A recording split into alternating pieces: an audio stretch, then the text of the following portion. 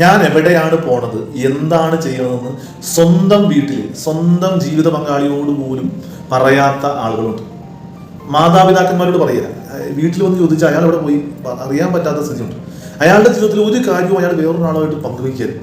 അങ്ങനെ കുടുംബങ്ങളിൽ ജീവിക്കുന്ന ആളുകളുണ്ട്. ഇന്ന് അവർക്ക് കേൾക്കാൻ പറ്റുന്ന ഒരു വചനഭാഗമാണ് കേട്ടോ.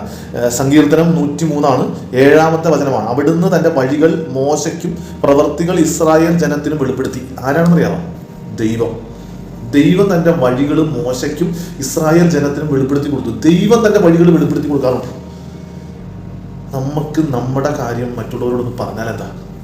വളരെ വളരെ മോശം പിടിച്ചൊരു കാര്യമാണ്. ഒരാളോടും പറയല, സ്വന്തം ഇഷ്ടം അനുസരിച്ച് തോന്നിയ പോലെ ചെയ്തു വയ്ക്കും.